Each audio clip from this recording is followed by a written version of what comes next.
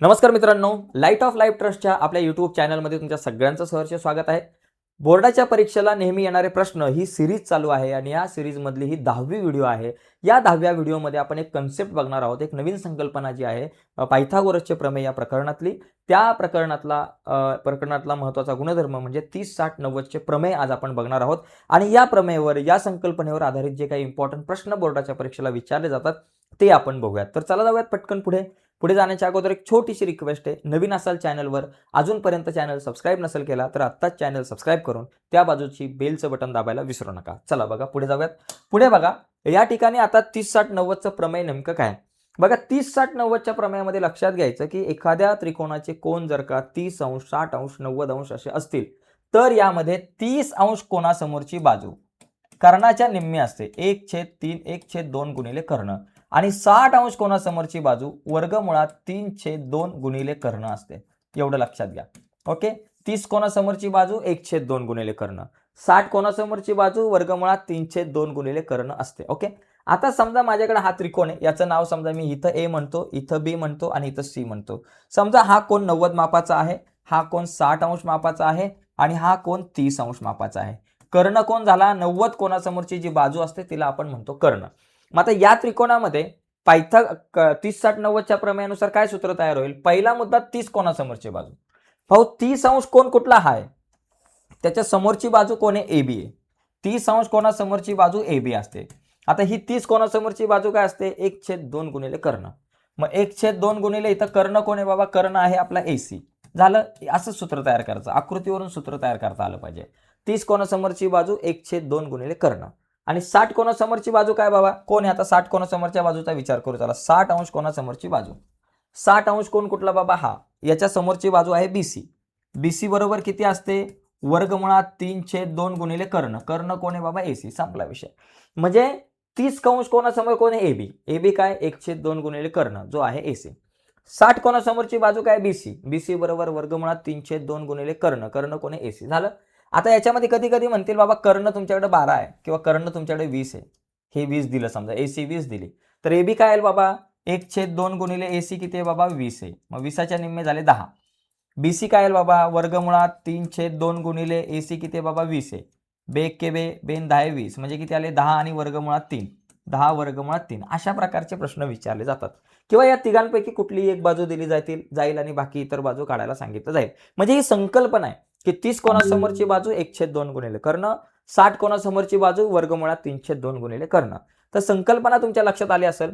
सूत्र कसं तयार करायचं हे लक्षात आलं असेल. आता आपण या कन्सेप्टवर आधारित गणित बघूयात. बघा, या संकल्पनेवर आधारित इथं बघा गणित विचारले गेले. हे गणित, आता हे गणित बोर्डाच्या परीक्षेला पण आलंय. या आकृतीमध्ये जर बघितलं त्रिकोण PSR मध्ये याच्यामध्ये आपल्याला काय काय दिलंय की एका कोणाचं माप दिलंय 30, म्हणजे कोण P बरोबर आपल्याला दिलेलं आहे 30. त्याच्यानंतर कोण S बरोबर आपल्याला दिलेला आहे 60. आता बघा, एका कोणाचं माप 30 आहे, एकाचं S बरोबर 90 दिलंय, एका कोणाचं माप 90 दिलंय, S 90 आहे, काटकोनाचं चिन्ह आहे. तर तिसऱ्या कोणाचं माप काय असेल? एक 30 आहे, दुसरा 90 आहे, तर तिसरा असणार आहे 60. म्हणून कोण R जो आहे त्याचं माप आपल्याकडे 60 असणार आहे. मग आता बघा, या आकृतीमध्ये एका कोणाचं माप 30 आहे, एकाचं 60 आहे, एकाचं 90 आहे. तर इथं 30, 60, 90चं प्रमेय होणार. मग सरळ लिहायचं, म्हणून 30 अंश, 60 अंश, 90 अंशच्या प्रमेयानुसार तर आता या प्रमेयानुसार काय सूत्र तयार होतं बाबा? या प्रमेयानुसार आपल्याला माहिती आहे 30 कोनासमोरची बाजू कर्णाच्या निम्मी, 60 कोनासमोरची बाजू वर्गमुळात 3/2 गुणिले कर्ण. कर्ण दिलाय का? आता मला इथं फक्त SR दिलंय. SR मला दिले बाबा 6 आहे. कर्ण दिलाच नाही. हा जो कर्ण आहे तो मला दिलेला नाहीये. मग आता काय करू मी? कर्ण नाही दिला, मला RP काढायचा आहे कर्ण आणि PS पण काढायचा आहे. मग कर्ण दिला नाही, मग कर्ण काढायचा. कर्ण कसा काढायचा असं सूत्र नाहीये. मग लक्षात घ्या दिलंय काय? मला दिलेली आहे 30 कोनासमोरची बाजू. 30 कोनासमोरची बाजू दिली, मग ते सूत्र वापरा, त्याच्यावरून कर्ण काढा. 30 कोनासमोरची बाजू म्हणजे SR. SR बरोबर काय असतं? 1/2 गुणिले कर्ण. कर्ण कोण आहे बाबा? RP आहे. लिहिलं RP. झालं, हे सूत्र लिहिलं. भाऊ याच्यात किमती टाक. SR दिले का बाबा? SR दिले 6 बरोबर 1/2 गुणिले RP. आता काढायचे 2 गुणिले भागिले इकडे आले गुणिले 6 गुणिले 2 बरोबर लिहिलं RP. मग आपल्याकडे RP बरोबर किती आलं? 6 दुने 12. तर अशा प्रकारे मला RP बरोबर 12 येईल. झालं. आता RP नंतर मला काय करायचं? SP काढायचंय. आता एसपीचा विचार केला तर एसपी बरोबर काय बाबा, एसपी किती कोणासमोरची बाजू आहे, एसपी आहे 60 कोणासमोरची बाजू. आता 60 कोणासमोरची बाजू काय असते, कर्णाच्या वर्गमुळात 3/2 पट असते. मग वर्गमुळात 3/2 गुणिले कर्ण, कर्ण कोण आहे बाबा, आपला आरपी आहे 60 कोणासमोरची बाजू. बरं का, लक्षात घ्या, एसपी बरोबर एसपी 60 कोणासमोरची बाजू आहे, ती काय असणार, वर्गमुळात 3/2 गुणिले कर्ण, कर्ण आहे आरपी. मग आता इथं लिहा, वर्गमुळात 3/2 गुणिले आरपी किती, 6 आहे. बेक के बे, बेत्रिक 6. आता हे 3 वर्गमुळात 3, ओके 6 नाहीये बरं का, आरपी आपल्याकडे 6 नाहीये, जरा लक्षात घ्या. आरपी बरोबर किती, आरपी 6 नाहीये, आरपी आपण किती काढले बघा इथं, आरपी बरोबर आपण 12 काढले. मग आरपी इथं आपण 12 लिहिणार, ओके इथं लिहायचे 12. मग के बेक के बे, बेसक 12, बेसक 12 म्हणजे काय आलं, 6 वर्गमुळात 3. एसपी बरोबर किती आलं, 6 वर्गमुळात 3.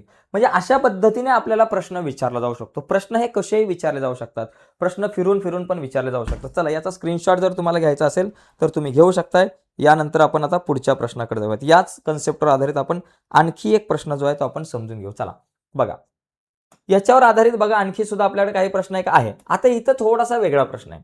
इथं काय बाबा, काटकोन त्रिकोण PQR मध्ये, चला हा PQR आपल्याकडे एक काटकोन त्रिकोण आहे बघा, P आहे, Q आहे आणि R आहे. याच्यामध्ये मला काय दिलंय, PR बरोबर 12 दिलंय, PQ बरोबर 6 दिलंय. तर कोण Pचं माप काढा. आता ह्या Pचं माप मला काढायचंय. आता लक्षात घ्या, त्रिकोण PQR मध्ये याच्यामध्ये जर का आपण नीट पाहिलं तर मला काय दिलंय बाबा, मला ज्या दोन बाजू दिल्यात त्यांचं मी गुणोत्तर काढतो बघा. PQ छेद PR, PQ छेद PR हे जर गुणोत्तर काढायचं झालं तर काय येईल, PQ किती दिले बाबा, 6 दिले आणि PR किती दिले, 12. ज्या दोन बाजू दिल्यात त्यांचं गुणोत्तर काढू. PQ छेद PR 6/12. आता बघा PQ छेद PR 6 बघा, 6 1 6, 6 2 12. आता मला PQ काढायचंय, PQ ला इथंच ठेवतो 1/2 आपल्या जागेवर, PR भागिले पलीकडे गेला गुणिले PR. आता इथं काय आलं बाबा, PQ बरोबर 1/2 PR.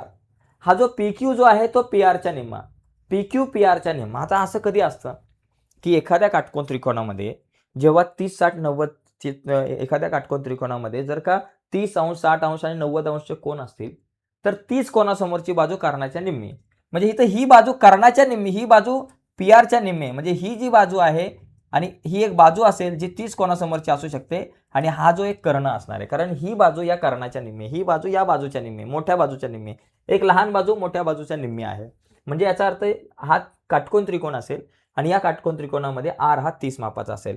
म्हणून आपण म्हणू शकतो 30 अंश 60 अंश 90 अंशच्या प्रमेयानुसार किंवा त्याच्या व्यत्यासानुसार प्रमेयानुसार आपण म्हणू शकतो की बाबा, म्हणून कोन R जो आहे तो आपल्याकडे असू शकतो 30 अंश मापाचा, कोन Q जो आहे तो आपल्याकडे असू शकतो 90 अंश मापाचा आणि कोन P आपल्याला विचारलाय तो असेल 60 अंश मापाचा. ओके, P जो आहे तो 60 असणार, हा 30 आहे, हा 90 आहे, तर हा किती झाला, 60 अंश मापाचा. म्हणजे अशा पद्धतीने आपल्याला काही प्रश्न विचारले जातील, अशा पद्धतीने सुद्धा आपण काही प्रश्न जे आहेत ते सोडू शकतो. ठीक आहे, तर 30 60 90 चे प्रमेय आणि त्यावर आधारित काही प्रश्न आज आपण बघितलेले आहेत. तर आजच्या चर्चेमध्ये आपण इथेच थांबूयात. पुढच्या व्हिडिओमध्ये आपण आणखी काही नवीन संकल्पनांवरती चर्चा करूयात. तर आजच्यासाठी इथेच थांबू. बाय मित्रांनो, धन्यवाद सर्वांना.